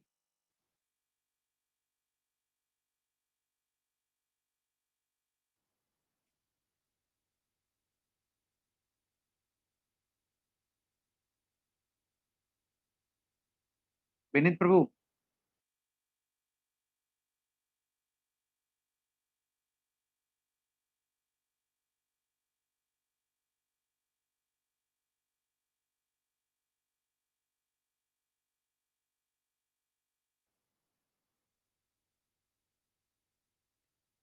Okay, anyone else?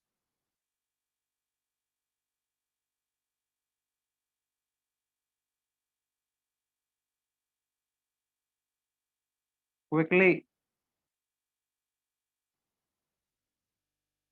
Durgadas Prabhu or Mataji?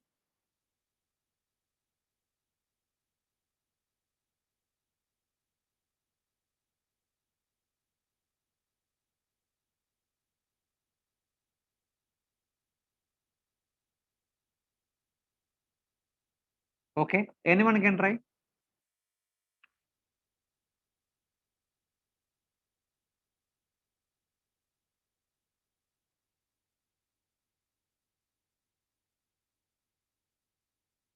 So basically, here the inquiry is about what else Lord Brahma create. So in the previously, in the chapter 10, it was briefly mentioned that Lord Brahma created 8 kinds of superhuman beings. So how they were created, it is elaborately explained in this chapter. How the devatas were created from the daytime, how the asuras were created from the twilight, yakshas and rakshasas were created at the night time, and bhuta preta pishachas were created from the laziness of Brahma, and from the power of invisibility and strength created kinnaras and kimpurushas, and then like that various things. All these personalities, from his ability to sing and dance, appeared Gandharvas and Apsaras, and by his understanding of course, by his invisibility and strength, the power of invisibility and all appeared with Siddhas, Charanas, Vidyadharas. By his happiness at looking himself in the mirror, there appeared Kinnaras and Kimpurushas, like that. And when he was too much morose, and as he lay down, from his lay down body, there appeared snakes, different variety of snakes, Sarpa, Naga, and etc. Other things. They all appeared. That is being mentioned in this chapter. And at the end of this chapter, it is mentioned that having created all these beings, so Lord Brahma wanted to come to a conclusion. So that I want to let me stop this creation. While thinking thus, he created the Swayambhu Manu. So Tebhya so asrujas swiyam puram purusham atmana. Okay, not this. Sa atmanam manyamana kritakrityam ivatmabu sada manum sadarjante manasa loka bhavana. So Sasarja ante. So Lord Brahma at the end created Swayambhu Manu. Having created Swayambhu Manu, he became very happy because now he understood that. So now I don't have to create any more because through Swayambhu Manu with the help of his wife, he will procreate children, and through their children, the remaining sages, remaining Prajapatis will procreate all the other variety of living entities in the entire world. The creation will continue till the end of the day.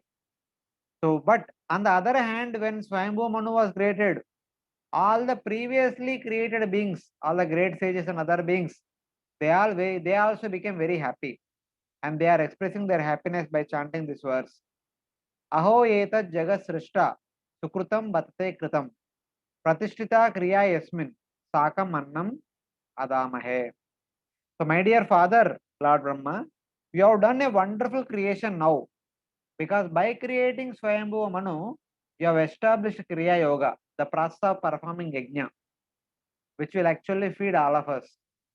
When Swayambhu Manu, the leader of the human beings on Bhumandala, performs an yajna, the devatas in the upper lokas will get their food.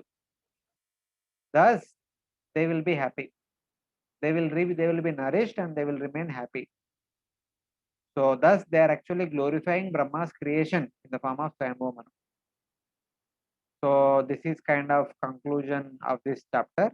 And then it is also mentioned that with other faculties such as Tapasya, Vidya, Yoga, to Samadhi, he also created 4 Kumaras and other great personalities like Narada Muni, etc. etc. So that is what, like all the living entities have been created by Brahma. So the creation by Brahma, especially mentioned in chapter 10, chapter 12, chapter 20, it is called Visarga. And the creation by Garbhodakshaya Vishnu and Karnodakshaya Vishnu, which was mentioned in chapter 5, 6, 7, 8, 9, 10, 11, that is called Sarga. So in these two sections, the process of creation has been mentioned. How the creation has been done at the beginning of this world's creation. The procedure of step-by-step creation has been mentioned. Now the remaining part of the third canto is all about what was the purpose of creation. The process of creation has been mentioned in the first part till chapter 20th. Then what is the purpose of this creation? So that is being mentioned in the future chapters. So that was the whole idea of the third canto of Bhagavatam. So if you remember in the 12th chapter, there was the creation of avidya, 5 functions of avidya, like avidya, asmita, raga, dvesha, abhinivesha, or tamas, moha, mahamoha, tamishra, andatamishra. These are the 5 functions of avidya. And there are 6 functions of vidya. They are like karma yoga, jnana yoga, ashtanga yoga, vairagya, and tapasya, and finally bhakti yoga. So these 6 functions of vidya will liberate us from the coverings of the 5 functions of avidya. The purpose of this creation is taking the help of avidya, we can fulfill our desire to enjoy separate from Krishna, because avidya will give us forgetfulness of our original identity, that is Jivara Swarupai Krishna and Nityadas, and it will give us a different new identity, like I am a human being, I am this, I am that, here and there, I am Devata, I am animal, like that kind of identity will come and we try to enjoy in that identity. That is a manifestation of avidya. The avidya is manifested in the form of plants, different variety of animals starting with aquatics all the way up to mammals and human beings, and that 8 variety of superhuman beings. They are all manifestation of avidya.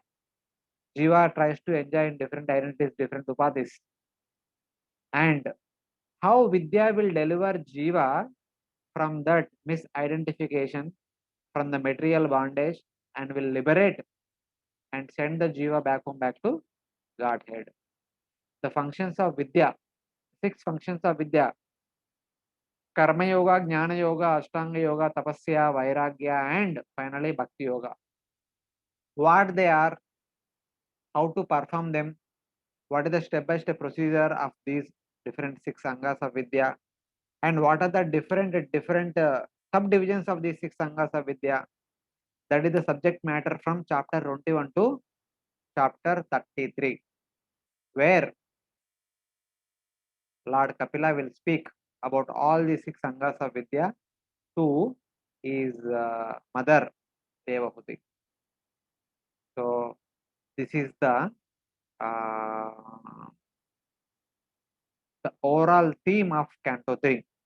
The first part is about what is the purpose, what is the process of creation. Second, the theme of the second part is what is the purpose of creation. The purpose of creation is having fulfilled our material desires following Karma Yoga. By taking shelter of Jnana Yoga, Ashtanga Yoga, Tapasya, Vairagya, and Bhakti, one should get out of this material world. Karma Yoga is meant to fulfill our desires and purify our heart of material desires. And Jnana Yoga, Ashtanga Yoga, Tapasya, Vairagya, and Bhakti are meant to deliver us from this material world.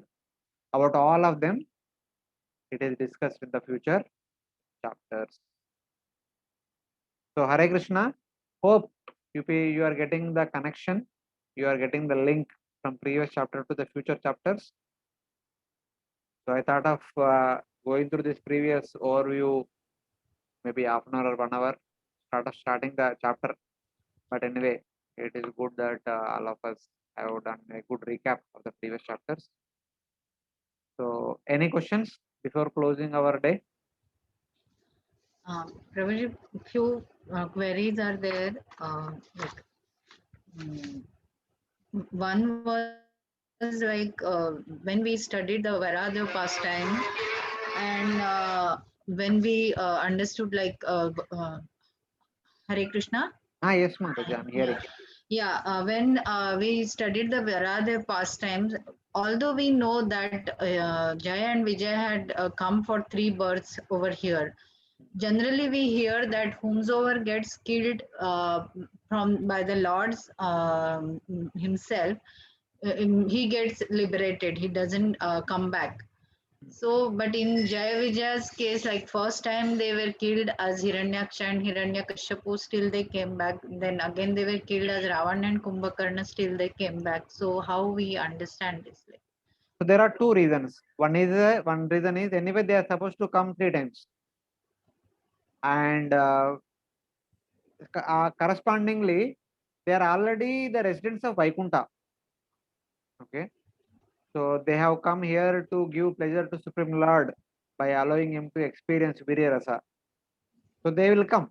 That is only Lord's pastime from that point of view. So that condition may not apply.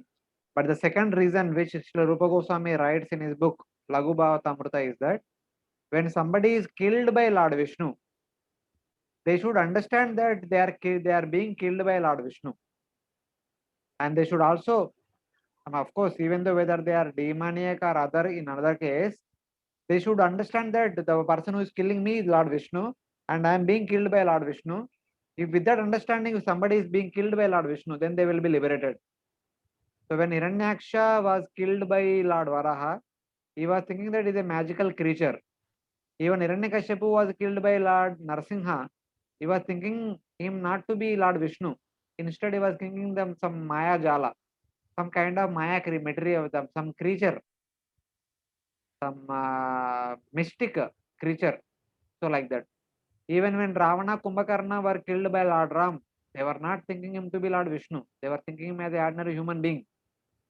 And that's why they dared to fight with Lord Ram. Because they thought that what a ordinary human being can do to us. He is ordinary Punni fellow, let us kill him just like that. Like that, thinking that they fought with Lord Ram. And even Shishupal Dantavakra case, they know from the very beginning Lord Krishna was performing superhuman feats, and all the entire Bharatavarsha was talking about the glories of Lord Vishnu, calling him as the Supreme Lord, etc., the Lord Vishnu, etc. They have heard about it. So from that point of view, so they know that he is Lord Vishnu. So they were killed by Lord Vishnu, and from the point of Lord Krishna, and they were delivered. But of course, the condition of 3 births is also ending, so they were delivered. And more so, they were killed by Krishna directly, so they were delivered. So like that, you can understand. Okay. This is what Rupa Goswami says. Yeah, nice explanation, Prabhuji. Thank you. And there was one more confusion, Prabhuji, from the 20th chapter, 19th verse. Like it says that out of disgust, Brahma threw off the body of ignorance, and taking this opportunity, Yakshas and Rakshasas sprang for possession of the body. So how we understand that Brahma's body was of ignorance? Because generally, yeah, Prabhuji, Sukumar Krishna Prabhuji had also explained that it is not actually casting of the body, but it is the mentality sort of a thing. So even if we understand from that point of view that it's a mentality which was casted off, then still how to understand that it was of ignorance, it was whether it was due to the production of 5 ajnana vrittis by Brahma that body had was called as body of ignorance. So one thing we have to understand, Lord Brahma is the source of everything. Whatever we have in this material world, everything is manifested through Brahma. Because Brahma is manifested from Lord Vishnu. And when we say everything is manifestation of Vishnu, that is also, there is nothing wrong in it. But Lord Brahma is like a via medium. So in the previous verses, before this 19th verse, the 5 kinds of Ajnana Vrittis were mentioned. They were created. So after creating 5 kinds of Ajnana Vrittis, Brahmaji was thinking about them only. I have created these 5 kinds of Ajnana Vrittis which are going to bind this material world. They are very, very, very, very bad things. I have done very bad activity. I have done very bad activity. As he was thinking like that, he cast off that kind of mentality, that kind of mental disposition. So that mental disposition became dark night. And also the Yakshas and Rakshasas were created side by side. Dark night was created and Yakshas, Rakshasas were created.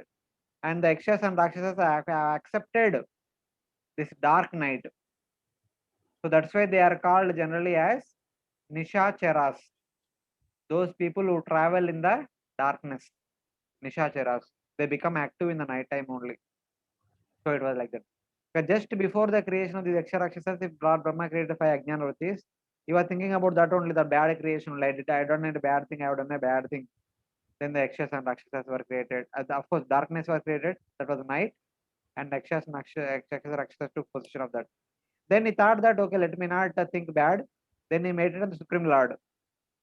So with that meditation, there appeared from Brahma the daytime and also the Devatas. The Devatas took the possession of daytime. That means they are in knowledge. The darkness is corresponding to ignorance and the daytime is corresponding to knowledge. The Devatas are in knowledge of what is what. The Yaksha Rakshasas are not in knowledge of what is what. So that is understanding. That means whatever in the 20th chapter again and again it comes that Brahma casted off particular body and somebody took possession of that body. That means what we understand from that is Brahma gave up some kind of mentality and that mentality was picked up by a particular group of jivas. Living in it. Yes, perfect. Yeah, okay. And in the same chapter, Prabhuji, 42nd verse, no, it is the sadhyas and pitas are invisible form of departed souls. That's what had been mentioned in the purport. And they are also created by Brahma. So these pitas and pitruganas or pitaras, what we say, are they same or different? Yeah, they are same. So there are some virginal Pitrus who are created by Brahma. And there are some people become the residents of Pitruloka. They were created, they have the residential place. Some people become the residents of that loka, like Native Americans and the migrants, and nowadays NRIs and other people who are staying in US, like that. The people who travel from India with a visa permit of 6 months or 1 year and business visa or tourism visa, they'll go there and stay there sometime and come back. Once visa is over, they have to come back. Like the people who are here who performing piety, after death they may go to Pitraloka. They may stay there for a few decades or few centuries. Then they have to come back. But the Native Americans, they will stay there. Their generations after generation, they can continue to stay there. They are the original Pitrus. They will continue to stay in the Pitraloka. So like that. So original Pitas means there were Pitras created by Brahmaji, and those are the original residents. What you mean? Yes, yes. Those who are created by Brahma and their subsequent generations. So Pitaras is a different entity altogether. It is not that our ancestors who passed give up the body and go. They are going to the. It is not those. See. The Pitras are also Devatas. They are also another category of Devatas. They are like the Native Americans. Those living in our ancestors who are going to Pitraloka, they are like migrants, or they are like going on visa. Okay, so those who go to Pitruloka, they are actually getting elevated from here if they are going there, right? Yeah. They are becoming Devatas of lesser category for some time. As long as their piety allows, they will stay there and come back. Okay. So, and similarly, Prabhuji, then how we differentiate between Rakshasas and demons and Asuras? Are they same or there is some difference?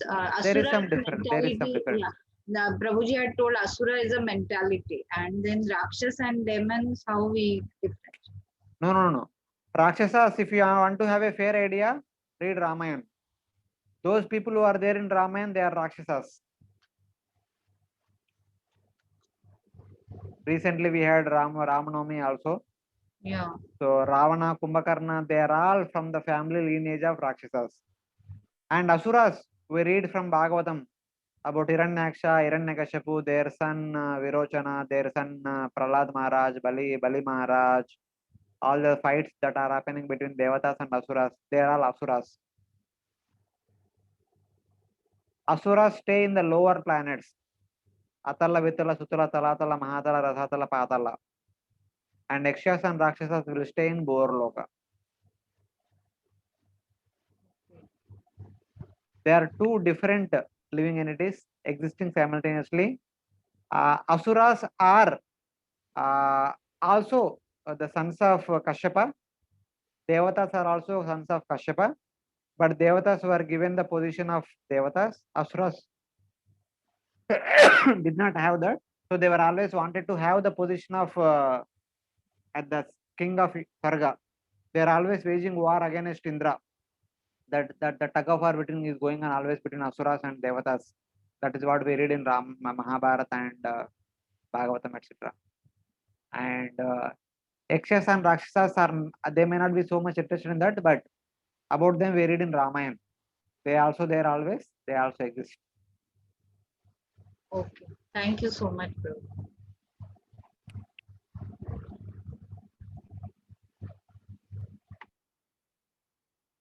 Okay. Hare Krishna, it's already 8:30. So if there are any queries from any other devotee, we can take next time. Thank you very much for being with us till now. Okay, we'll stop for the day. We'll meet next week. We'll continue with chapter 21. Okay. Hare Krishna. Grantara Srimad Bhagavatam ki jai. Srila Prabhupada ki jai. Ananta Koti Vaishnava Bhakta. Thank you, Prabhuji. Thank you.